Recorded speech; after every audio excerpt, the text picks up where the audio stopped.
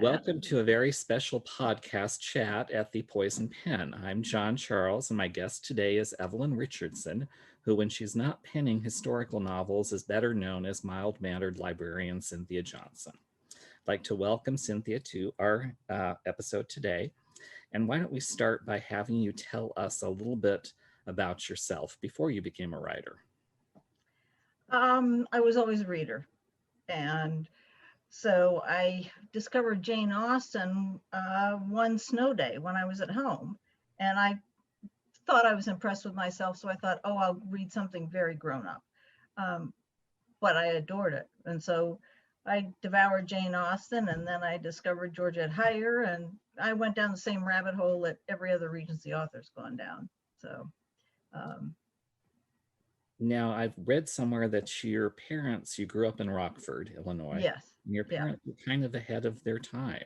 Can you explain that? Yes, I didn't feel like it at the time because everybody else was driving big American cars and my parents rode their bike, and my father got practically the first foreign car in Rockford. It was a Volkswagen, not a Mercedes. And he rode his bike to work, and they had a compost pile, which horrors, who heard of anything that strange? But yes.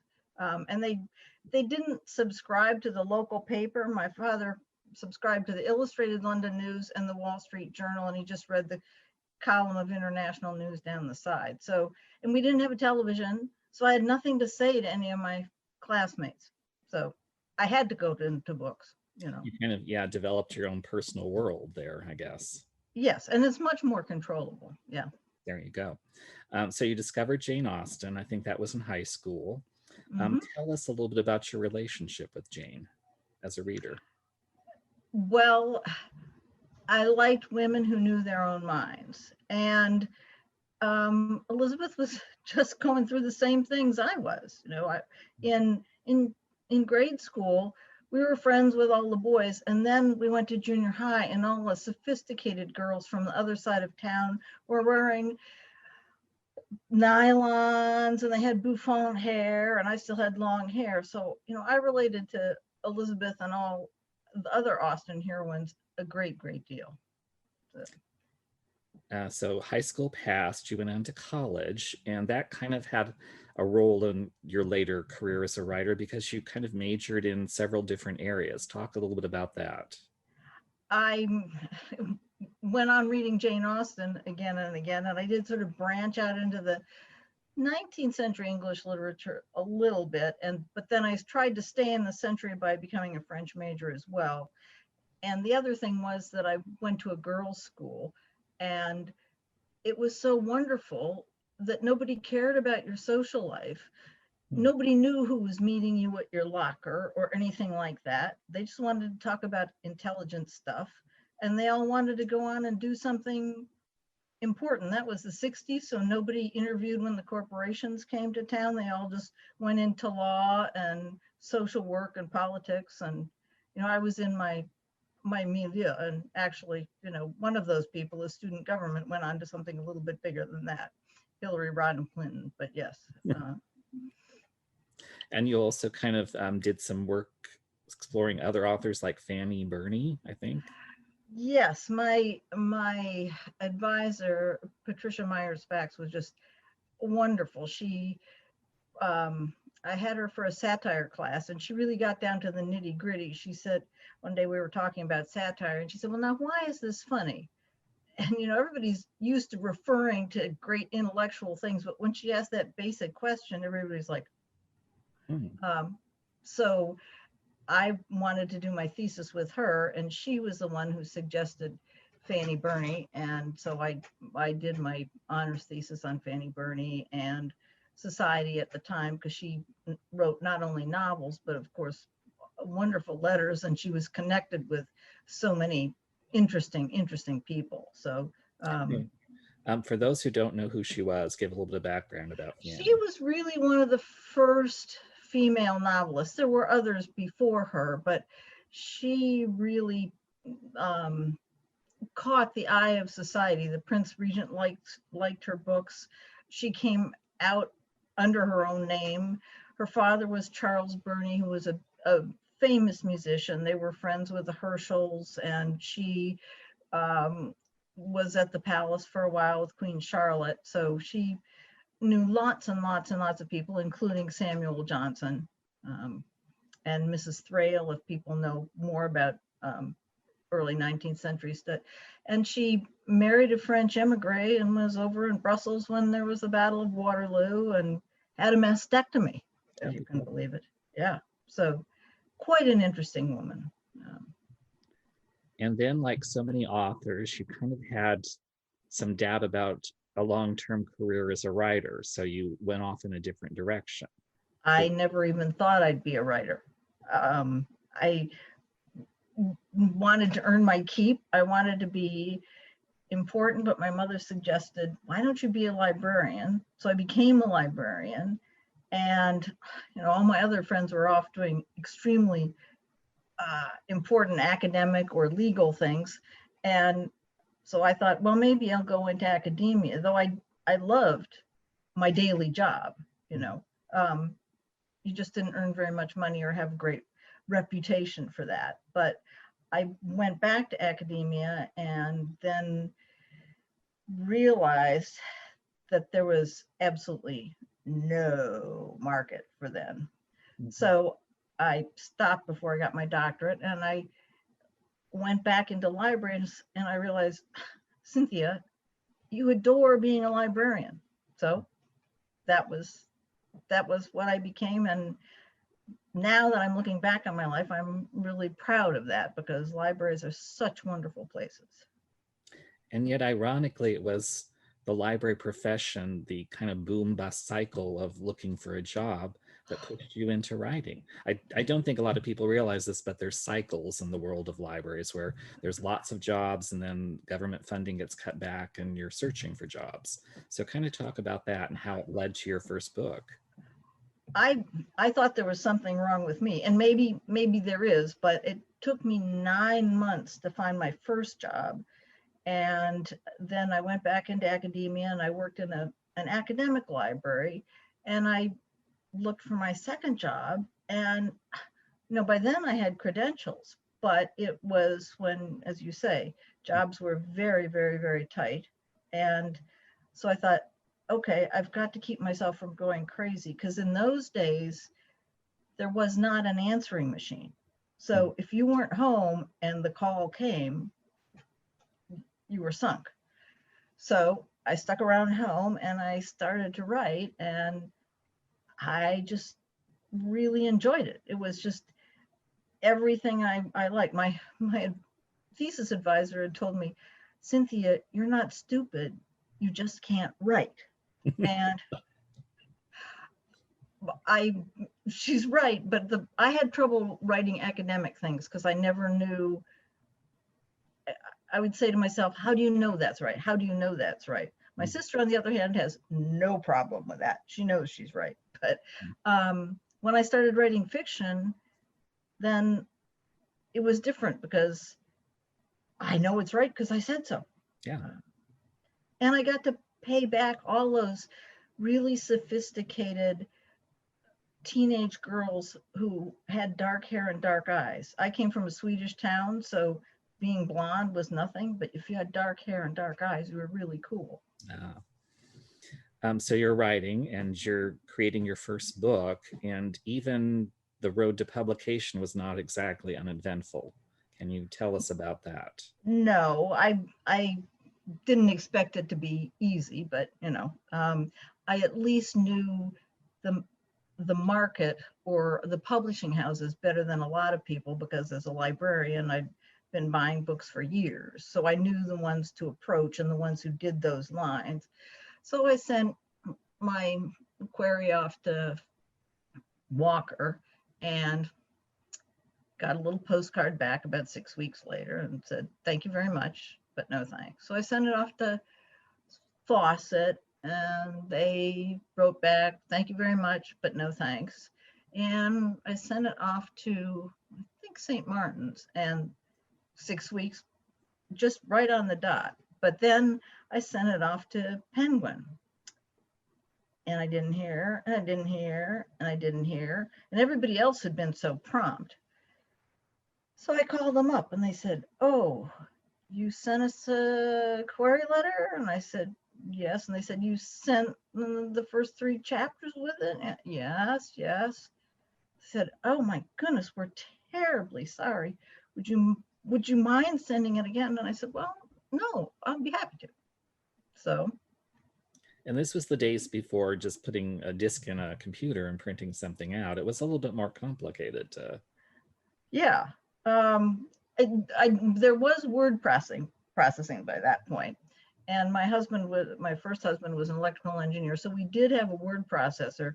I unfortunately put everything all on one disk and didn't divide it up into chapters, so it got so full I couldn't move a thing, which was pretty gut wrenching. But yeah, you had to print the whole thing out and send it off. But as my sister points out, in those days, they couldn't ignore a box sitting on their desk, but you can ignore something sitting in, yeah, yeah. So, and then they would send it back with corrections. And I still find that much easier to do than doing the electronic corrections. Much easier, but. Now, when you were starting out, the markets you targeted were traditional regencies. And There was really nothing else at that time. For those who are listening in and may not be familiar with that, can you kind of explain what a traditional regency is? Well, it stops at the bedroom door, but it's almost as much about the period as about the people in it. And Regency readers are excruciatingly well read. So you cannot get a thing wrong. They know the slang, they know the materials people's dresses were made of, they know the British title system just cold, and it's not easy to do that.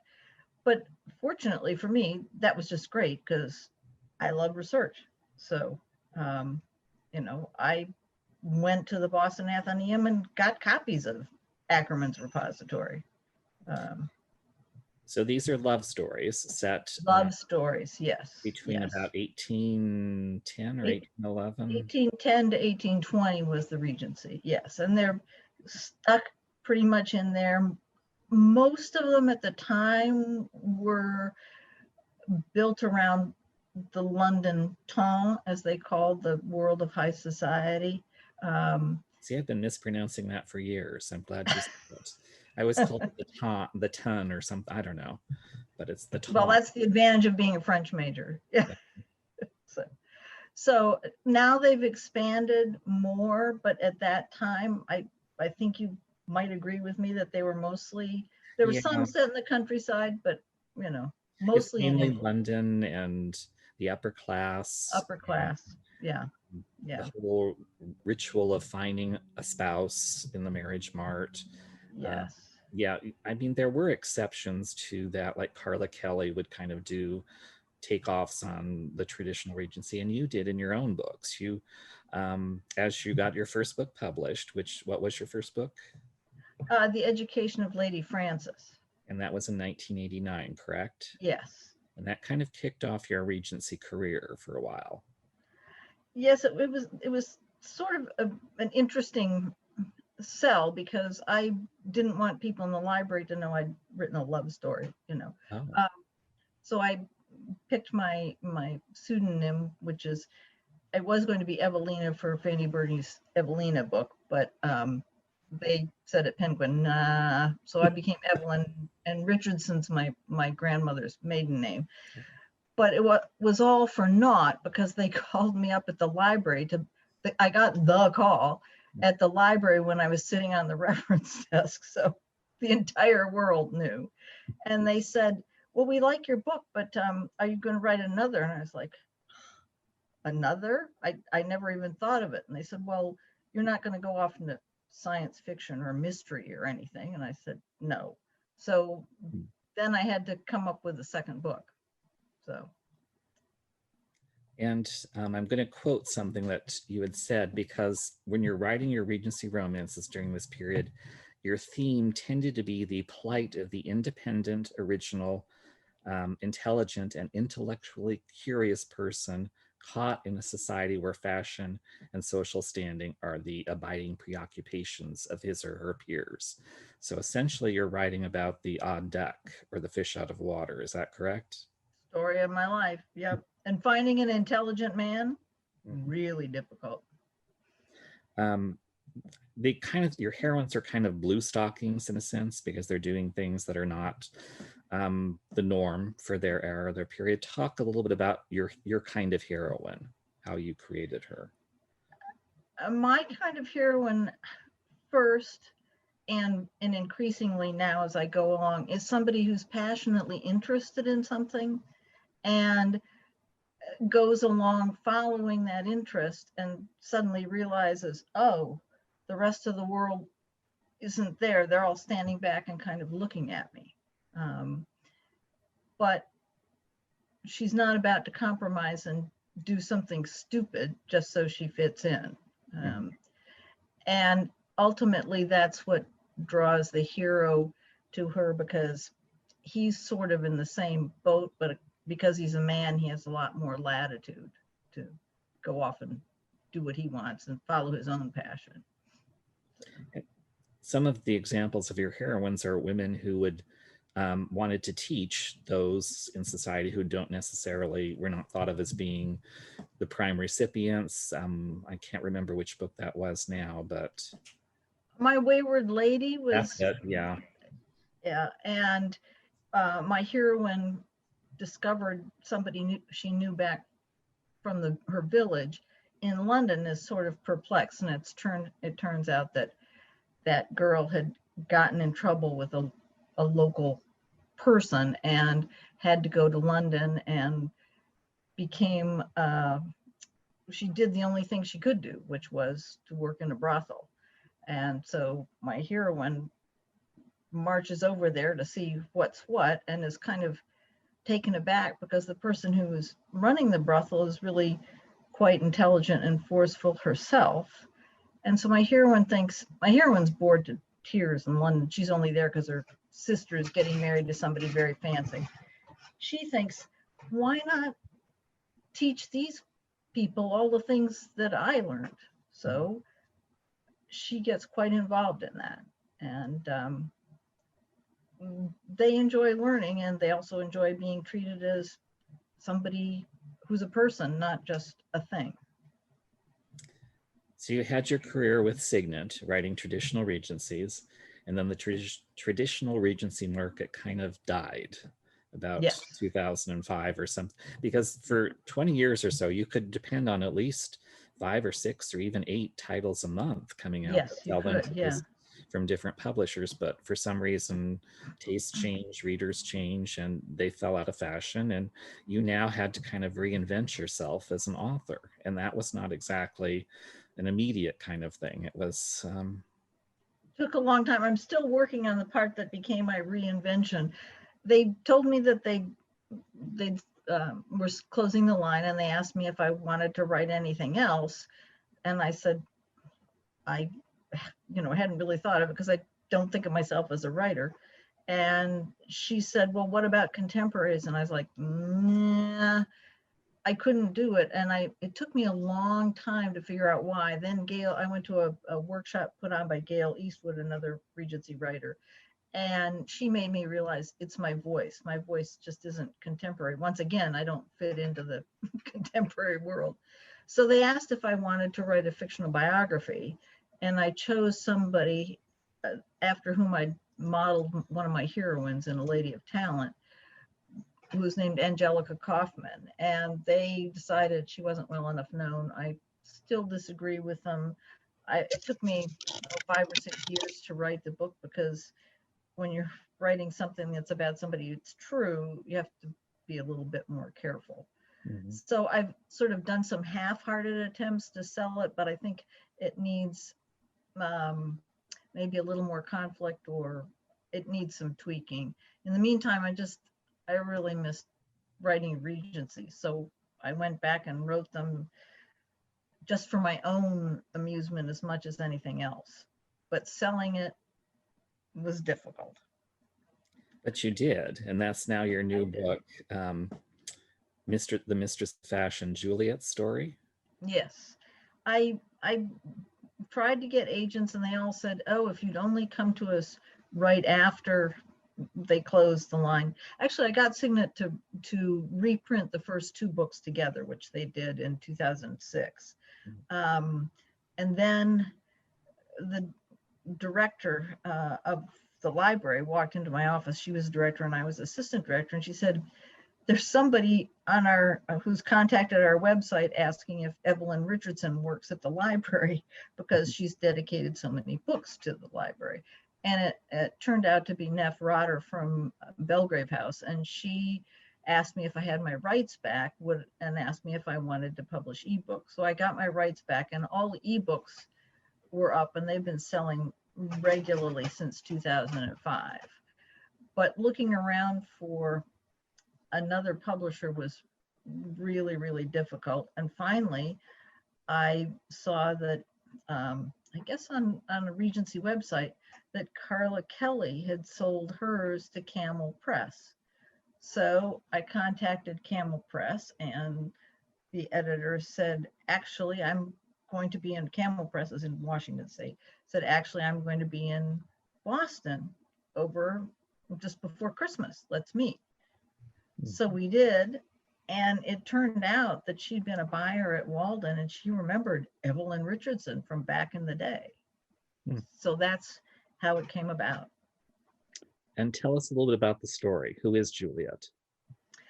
Juliet is the daughter of immigrants, a very highly placed count and his wife, who of course could not stay in France during the Revolution. So they came over and lived a very genteel but very poverty-stricken lifestyle. And Juliet had a little more spunk than that. She didn't want to marry the stupid, self-involved people that her parents were putting before her. So, and she loved sewing and designing. And so she went to work for a dressmaker. And the dressmaker was very jealous and everybody else was very jealous. It was not a great place to work. And then the husband of one of the clients came back after hours and took her. And she became pregnant and very ill and miscarried and she was thrown out.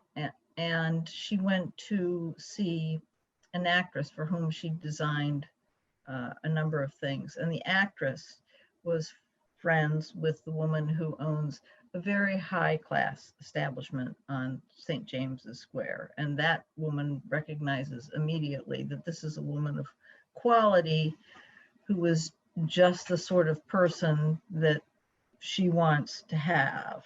The establishment is, yes, it's a seraglio, but it's more about men coming and just having comfortable conversations with people, not feeling the social pressure to do anything.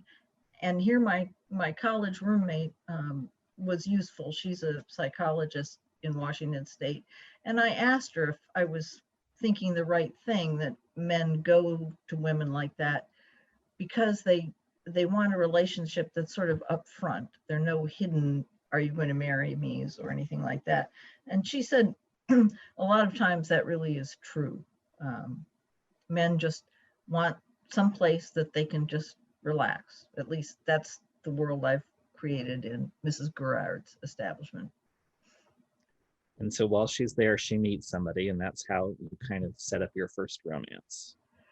Yes, she is seen in the opera by Freddie, who's the Marquis of Rothingham and the son of a very prominent duke. And Freddie notices that her gown is French silk. Freddie is quite a connoisseur. And so he goes to the box where the women from Mrs. Gerard's are and asks her if he can come see her at the urging of his friends. And when he does, she's kind of astounded to discover that really all he wants to know is about how she designed it and how she got the silk. And she slips up and he realizes that is a made over dress because they were at war with France at the time, so she couldn't have gotten the silk. And he suspects there's something more to her story.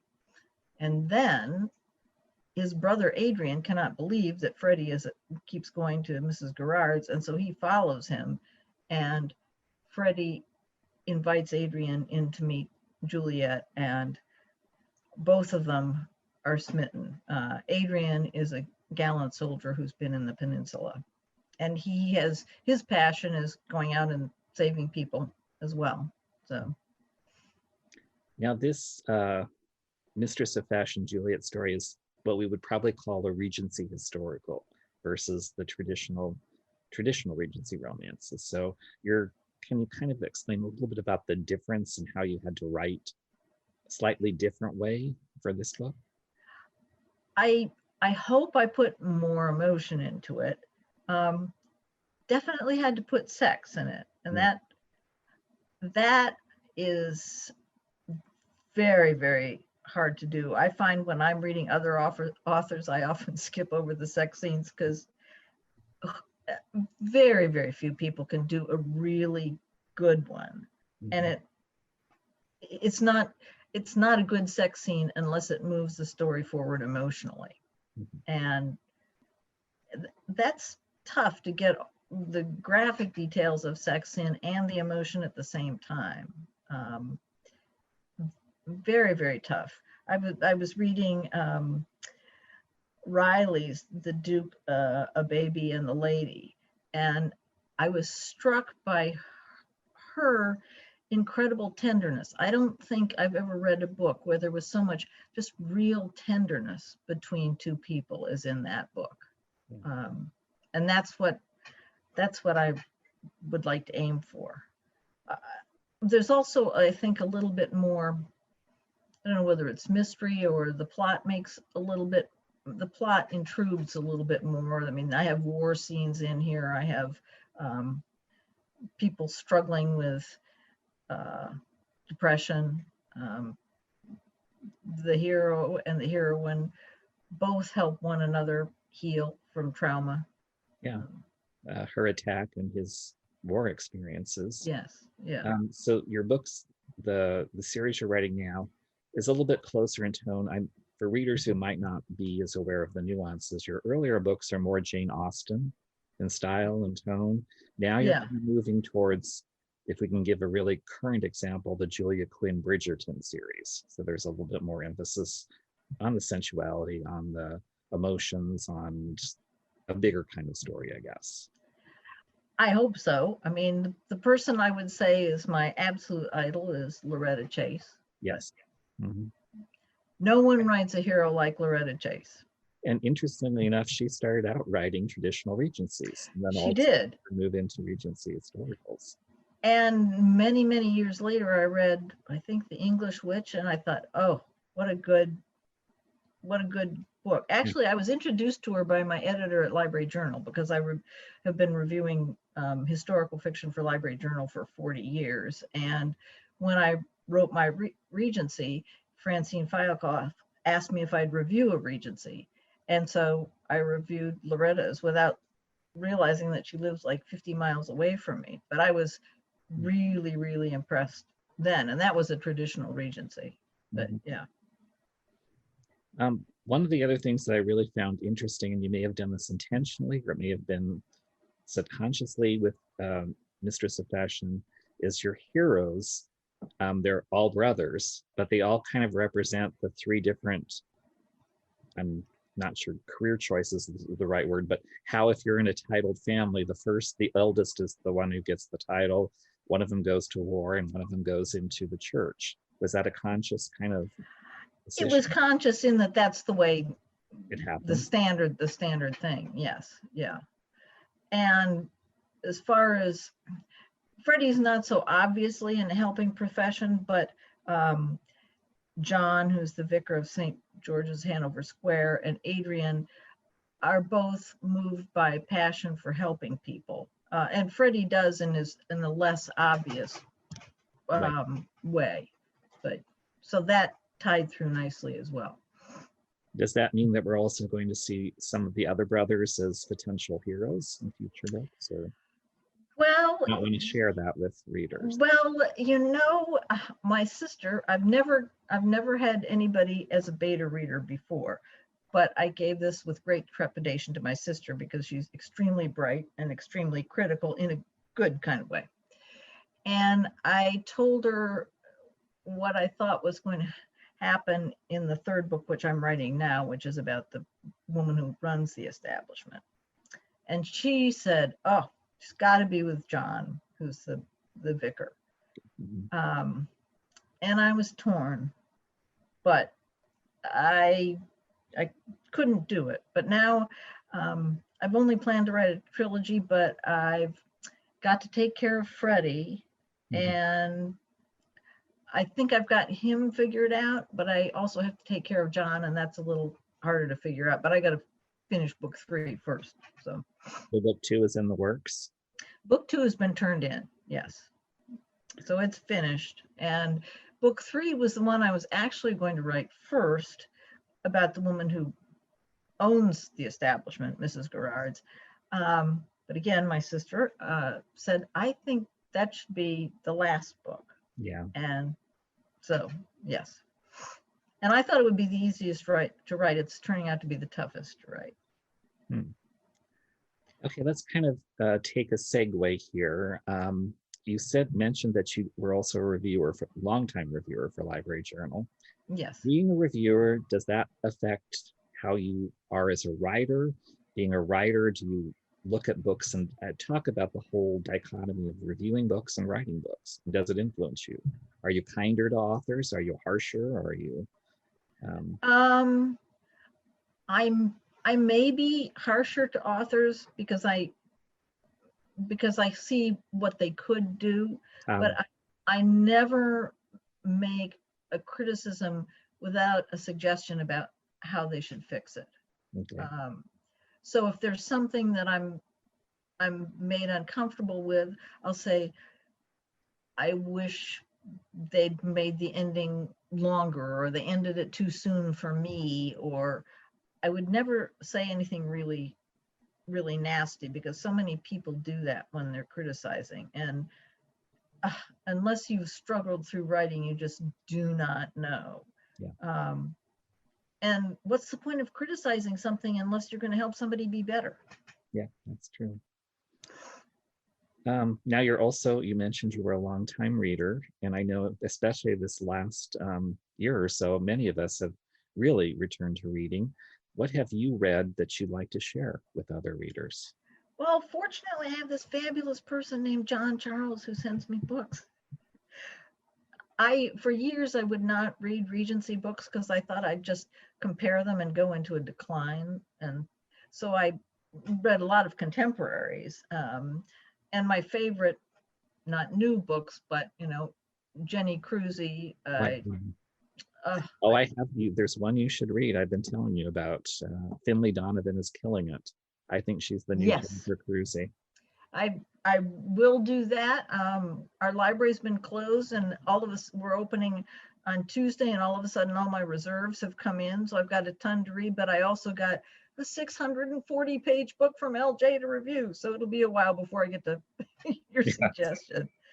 But as I said, I read Vanessa Riley's, it's A Duke, The Lady and a Baby. And she's got another one coming out, and it's a wonderful, wonderful book. And she's part of this whole, I think, very welcome trend in publishing to kind of incorporating more diversity, even into the historical line, which is not easy to do because most of the dukes and everybody in England were white males. So how do you? But Vanessa and another writer, Piper Hughley, introduced me to a book called Black London, which was really amazing. There were a lot more people of color around than you thought. Mm-hmm. And there is diversity in race, but there's also diversity in other ways, syndromes or mental health. And Minerva Spencer, who's another one I'm really, really enjoying, introduced that in The Music of Love. She has, I don't know whether I should tell what the diversity is or not. But the hero is an albino. Oh, And that is very unusual, but very well done, you know. I So would definitely second Minerva Spencer. Her book last fall was Notorious, and we do have copies at the Poison Pen for those interested. She's also doing a historical mystery series as I can't SM English or I haven't read those, but her Notorious and that um, are fascinating because they bring in other cultures. They bring in the cultures of the pirates of Barbary, and her heroes are different kinds of heroes. They're not your classic dukes. I mean, I get so tired of dukes in the title, I can't say, yeah, but it's, if it gets people reading Regencies, who cares? yeah. You know? And the good thing is there's something for every reader. So now if you want Yeah. something slightly different, you have these choices in the historical romance market. And I Yeah. think that kind of has actually even influenced, I can't say for sure since I'm not involved, but the whole new Netflix Bridgerton series, because that's taking it in a slightly different direction, a more modern, kind of inclusive way. Yeah. But I think that people often make the mistake of thinking that people in the Regency were, you know, sort of conservative to our way of thinking because it was olden days, old times. But when I read the things they were thinking, I'm blown away with how modern they were. I mean, that's where so many of our modern ideas about equality and government and everything came. And, you know, they talk about colonization and how awful they were colonizing, but I have a register, Indian register from 1807, and they're talking about learning the language and learning all the customs and really getting into the culture and understanding it, which I didn't realize. I just thought they came over there and said, this is how we're going to run things. Mm-hmm. I Yeah. think that's a very valid point. One of the things that drives me crazy is when critics will take an author to task because the heroine that she creates in a historical romance is too modern. You know, no woman at that time would do this. You know, she's too, and you really have to say no. There were examples back throughout history, but even in Regency times, of women who did dare to be different, like Mary Wollstonecraft and people like that. So Or Angelica Kaufman. Angelica Kaufman supported herself and her father her entire life. And she lived in a pretty nice area of London. And she was a founding member of the Royal Academy. And when she and her husband got married, and she was, I think, in her 40s, they had a prenup agreement. yeah. So. Okay, my last question for you is a fun one.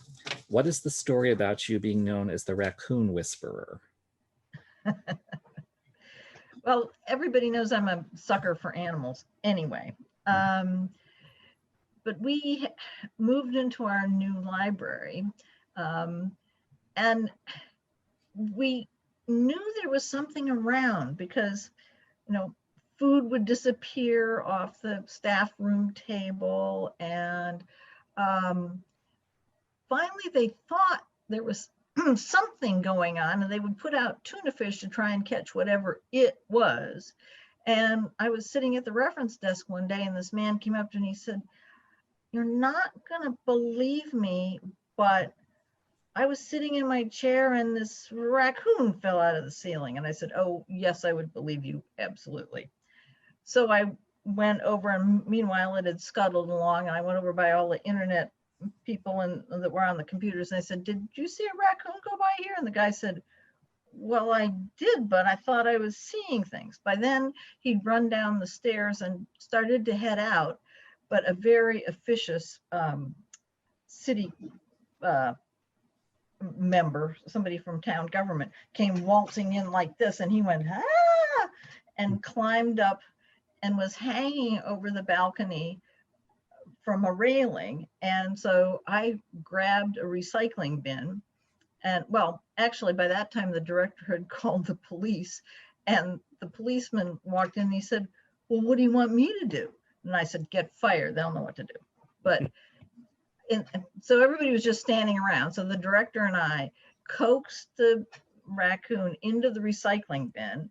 And then we walked outside in our high heels and our suits and walked up Belfry Hill, which is where the belfry that rang for the Minuteman now sits, in the snow, and let it out. So ever since then, there's been a recurring theme of raccoons on my desk or on my drawers. Yeah. And then, about 5 years later, I was in a periodical room and looked out, and there was a raccoon sleeping in one of our windows. So it's a periodic problem. That's delightful. And that does reflect well upon you. I want to thank you, Cynthia Johnson, also Thank you. Evelyn Richardson. Before I forget, readers who want to know more about your books, they can go to your website. Is that correct? EvelynRichardson.net. My husband will tell you it is the most boring website in the world, but I said, dear, people want to know the bibliography. They want to know that the stuff I write is true. And if I can make one more story, I had a copy editor, my last copy editor, who was really kind of snooty. And she said, they wouldn't have had that showing at Drury Lane. They only showed those at Covent Garden. And I wrote back and I said, excuse me, if you'll look at March 18th of the London Times from 1818, this is what was showing.